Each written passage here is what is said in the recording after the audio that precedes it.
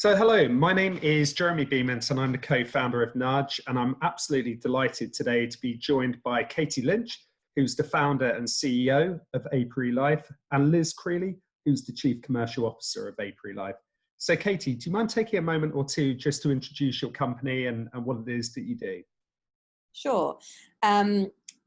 The roots of the company are really in my background as a lawyer. I was a family lawyer and really recognized very quickly the huge toll that divorce and separation and children issues took on people who were busy working professionals. That was really the roots of the company, and it's developed now into a life crisis consulting. We support anyone going through major, what we define as life crises events, so divorce, bereavement, serious illness, and really now at the moment, I feel like COVID-19. As I say, we're a consulting company, so it's really that hands-on support. We have a very broad breadth of services. It's I would say very bespoke, personalized to each individual. Whatever they need, we will help them do, in a nutshell. Perfect. And I think, I mean, it kind of gets you thinking, doesn't it? The phrase life event. So I know Liz and I both come from a benefits background, and that phrase life event, it's often taken for granted as being a positive experience. So that house move, a marriage, a civil partnership, a birth of a child, those kind of moments that are there to be celebrated and cherished. However, there is the other side of the coin, that divorce, separation, bereavement happen extremely regularly and cause considerable pain and anguish to the individual, as well as risk and downside to the employer. So today it's all about exploring some of those key themes.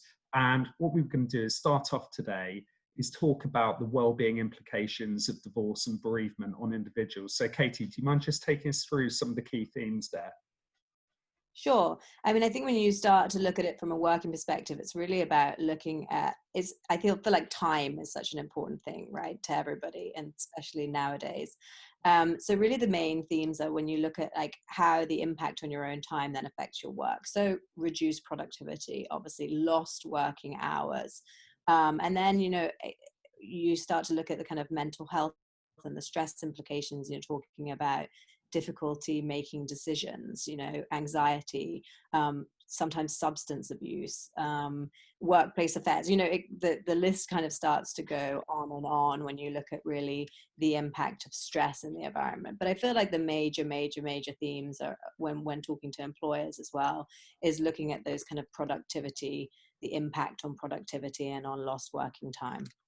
And do you think that employers get it? Do you think that they kind of accept that this is a problem, or do you think they think it's, oh, this is none of our business? I think it's just harder for employers to talk about. As you say, they've always focused on those kind of life events, because I feel like it's just easier for them to get involved in their employees' personal lives when it's an easy talking point. I think that there's definitely starting to get it, and COVID has accelerated that kind of acceptance of needing to be more involved in the more difficult topics. But I think there's a huge education element which is a little bit missing in terms of just helping people know how to approach those more difficult subjects in kind of in a way that will be embraced by their employees. Yeah, and is anyone out there attempting to measure this? So the impact, so, the typical lost hours of work as a consequence of divorce, or is it still too much in its early stages, this industry, to really have those kind of key return on investment measurements? I mean, I feel like there is definitely this data out there, but it needs to be, more developed and more focused. Like, I think it's pretty accepted that, there's general figures that you can throw out there, like a 40% reduction in productivity. I think that's generally accepted. But if you delve in deeper, the impact on productivity is going to be different at different stages of the incident that you're dealing with. When you're just dealing with a death, for instance, of a spouse, or worse, a child, the impact is going to be much greater than 40%, but there's enough research to kind of see that across the year or across the couple of years that you're dealing with it, that's more of a kind of wider impact. But I definitely think there's a missing amount. There's more research that needs to be done, and that's one thing that we're definitely going to spend a lot more time really looking at and trying to kind of give people some more tangible evidence to work with. Yeah, so I pulled out a few stats actually. So when looking at it from our kind of through our lens on financial well-being, so a few stats that I'll just kind of read out now. That divorce has increased by 250% globally since 1960. So in the UK, 42% of marriages end in divorce. In the US, 46%. France, 56%. And then I was amazed to read this. I don't know what's going on in Luxembourg, 87%. If we look at the UK in particular, money matters take an average of 14 and a half months to settle. Average legal fees have doubled in the last 5 years. And actually the affordability issues mean that 51% of those who divorce turn to the rental market after divorce. When we look at the US market, the stat I was reading was that even though 90% of cases settle before they go to court, on average, the legal costs are still $15,000 per person. And what really kind of stood out to me was that the massive irony here is that money troubles are caused by divorce, but are also the number one contributor to divorce. So the top 3 financial issues that cause the breakup of marriages are, number one, this big argument about what's mine, yours, and ours. Number 2, debt, and particularly debt that's hidden from your partner. Number 3, the cost of children. And so that's kind of covering some of the statistics on divorce. How about bereavement and grief? What are you seeing there? Sure. I think, when we're starting to look at bereavement and illness, we have done some proprietary research, and initially we're seeing that it's a much higher percentage of your population than you might expect that are dealing with this or have been dealing with this in the last 2 years. Like at the moment, we're saying about 15% of your working population is dealing with one of these I say life crises events, either now or has been in the last 2 years, and so it's probably ongoing. There's as I say, 40% reduction in performance, but also when you're dealing with a recent loss or dealing with an illness, there's 85% of people are reporting that they have very great or poor decision-making abilities. So that's another thing that is something to bear in mind. I mean, I think what's interesting, just quickly going back to the divorce point, is really that, well, both with divorce, I suppose, and bereavement and grief, is right now those statistics are much more increased than they've ever been before, and it's kind of hitting everyone at the same time. I mean, I think as you said, divorce had been increasing, but it's been really increasing amongst what they call the kind of grey divorce, the kind of older communities. So really impacting kind of senior working people. And as I say now, with having everyone have, spend so much time with their loved ones, people are using words like tsunami of divorce. Like it's going to be something I think we see a huge spike in. It's been really unprecedented. And obviously we've all experienced illness and death at a much greater level in the last 6-month period than we have before.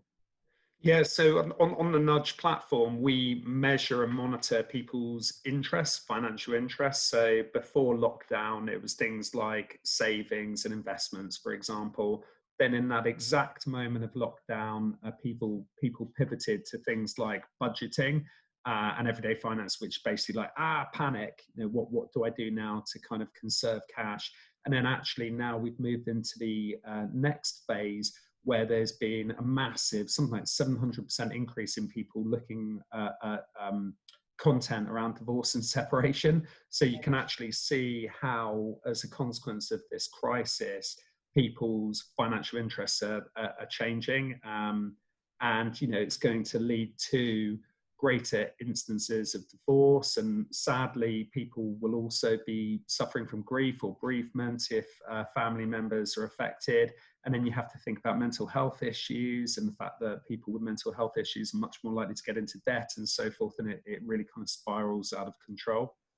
Yeah, Um, and I think I read something that 67% of people right now are reporting having mental health issues, which I think is, perhaps understandable. We're all living through it, but it's slightly alarming at the same time to kind of realize the real deep impact this is making on people's ability to continue to kind of cope. Yeah, absolutely.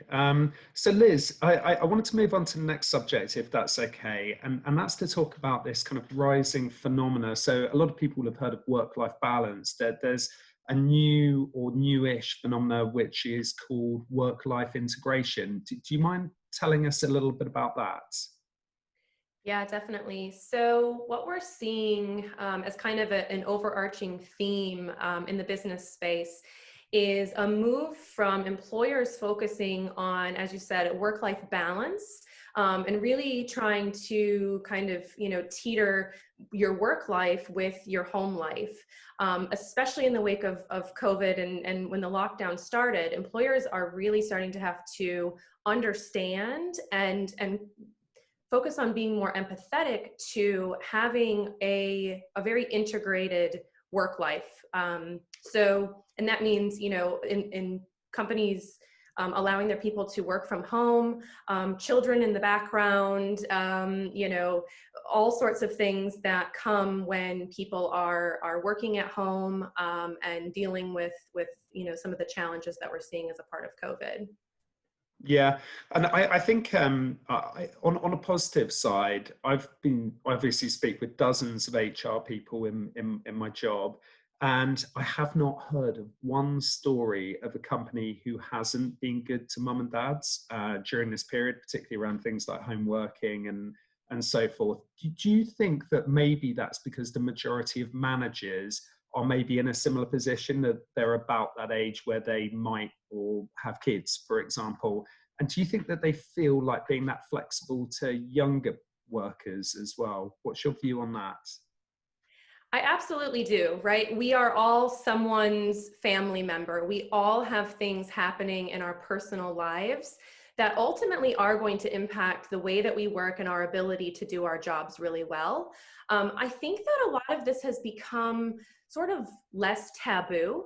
And executives and large, multinational companies are really paving the way to say it's okay that you have some of these things happening in your world, and we want to embrace that and ensure that we're giving you the right levels of support, to ensure that you feel safe here, that you feel like you can continue to do your job, but you can also take care of your family, when you need to.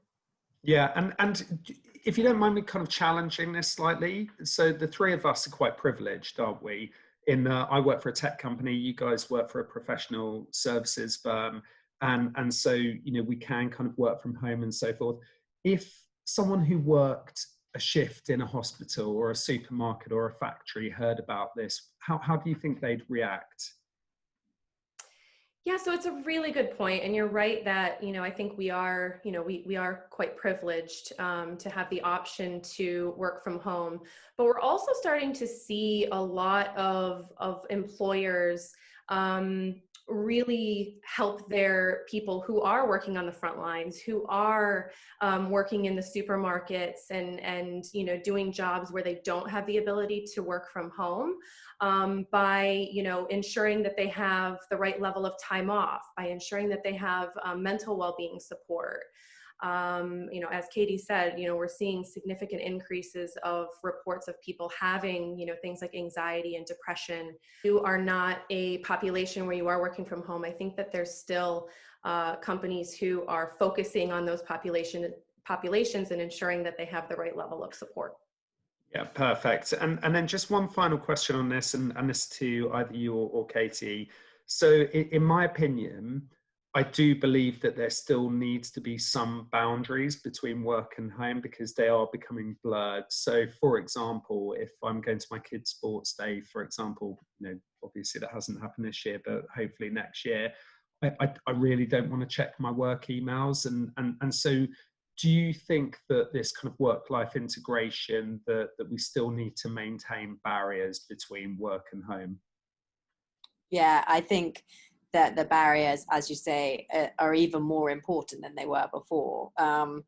Because I think before, it was a problem in a sense that I think your employer expected you to kind of leave your house and leave your private life like in your home where you left it. Whereas the reverse of that was they never really, or in many working environments, see the flip side of that your work always inevitably creeps into your home. Right now, you're right. Now they can't make that distinction anymore. It's both are all meshed up together. But yeah, now we need clearer boundaries. And how do we make sure as employers that we're allowing people to have those? Because even just the working hours becomes blurred, because you might be working very different hours because suddenly you need to do lots of your work in the evening because you've had to step in to do childcare, for instance, or whatever it is. So I think that companies need to work on that. And I don't know whether it's allowing people to create those boundaries themselves. I feel like they need a little bit more guidance from people on how to do that. And I think that's one of the real challenges whilst we continue in this, as well, especially for the people that really are working from home as opposed to continuing to go into some sort of working space. I think it's a problem. Yeah, I mean, some of the tech platforms are getting quite smart at this. So if, for example, you take email, you only know someone's not working once you've pinged them a message and you maybe get an out of office or to reply back. Whereas we use Slack, but of course there's also Teams and Facebook Workplace as well, and others. And actually on Slack, what they do, which is the tool that we use, you can set I've snoozed my notifications, and then that means that when people go in and they do mess you, they know that you don't want to be communicated with. So actually you can kind of harness the power of tech as well to help in that regard. Yeah, I think with us, one of the things that we would say about having a company like Apiary involved when it is these more difficult issues where those boundaries are difficult, is that whether it's financial well-being or life crisis consulting, whatever it is, having those third-party providers that you can allow people to go to rather than HR asking those more difficult questions themselves is a way of having those boundaries in place, right? So that it doesn't all become a little too uncomfortable for everybody. Yeah, absolutely. Perfect. Cool. So we're going to go on to the third area. So yeah, let's kind of give some advice to HR people of how you would recommend that they can support their employees through their issues. What are some of the kind of key things, the key takeaways that you'd give to the audience?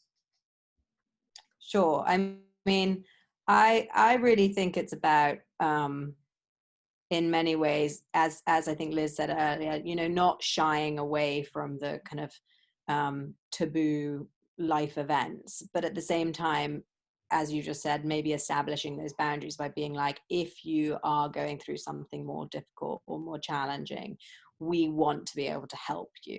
It's about creating a work environment which will have an impact on not just the person dealing with the life crises, but on all the colleagues that see the company supporting them. If your manager is dealing with a bereavement, and you see that the company is supporting that manager in every way that they can through that really difficult time, you're then going to say, well, this is a company that I want to work for. Like I want to work for someone that really cares when things aren't going well. And I think it's a cultural thing that needs to shift. It's starting to have those conversations, starting to be a little bit more open, not shying away from these things because it makes it worse. I have a story where someone lost someone very, very close to them in a working environment, and the manager didn't tell anyone why they weren't at work. And the person who had lost someone thought that people didn't care that she was dealing with, because the manager didn't know how to approach it. He thought, oh, best that she doesn't get bothered. But really, she wanted to hear from her colleagues, to say, I'm so sorry, we're thinking of you. Please let us know how we can support you. And that's a cultural shift. Yeah, absolutely. And Liz, any nuggets for us? I mean, I totally agree with Katie. I think the big thing is for employers to really put in place holistic benefits packages that include things like financial well-being, that include things like support for your people when they do encounter a life crisis, and not just focusing on some of the more traditional benefits that we've seen in the past. We can also see that it's worth it as well from the employer's point of view. So there's some stats here to back that up. So the London Business School shows us that companies with high levels of well-being outperform the stock market by 2 to 3% each year. There's another stat here from Harvard, which is that 89% of employees who work at companies with an emphasis on well-being recommend their employer. And then there's another stat here from Imperial, which says that companies with an emphasis on culture have 34.5% lower staff churn. So you can see here that it's not just about doing the right thing, it's actually there's a tangible return on investment from the company's point of view as well. Sure, yeah, not just with increased productivity, but as you say, you know, stronger culture, higher loyalty, retention, you know, all of these things that become huge problems. I think, you know, from a life crisis perspective, it's something like 1 in 10 people will either quit or retire early just because of the impact of the stress on them. So, you know, I think when you start to think of the costs of rehiring your talent, it's just from that perspective, it's worth doing. Yeah, and I'll tell you one trend that I've seen, which I'm really quite excited about, that because well-being has definitely been the domain of HR over the last few years, but actually we are starting to see a shift where CEOs are starting to take more of an interest in this. So in the States, we saw Mark Benioff at Salesforce become the front of their kind of big employee well-being campaign. In Europe, we've seen the CEO of Unilever say that the well-being of his employees is his utmost priority. So, you know, there's quite a lot of exciting anecdotes there that actually CEOs are really grasping the nettle, and that HR don't have to be kind of siloed trying to deal with this, that actually they can get that CEO or C-suite sponsor to help and support them. Yeah, and that CHROs are becoming part of the C-suite themselves, right? Like that seat gets a seat at the table now in a much greater way than it did before, I think, very importantly. Yeah, I think that's a really smart point you've made there. And I think that has been accelerated by COVID, coronavirus, in that they have definitely been shoulder to shoulder with the CEO. So yeah, no, that's an excellent point you've made there. Great. Well, I'd like to thank you both so much for joining me today. It's been an absolute pleasure, and thank you very much for your advice. I'm sure the audience found it really useful. So yeah, wishing you all the best and hope to see you soon. Yeah, thanks, Jeremy. I really enjoyed chatting with you today. Take care.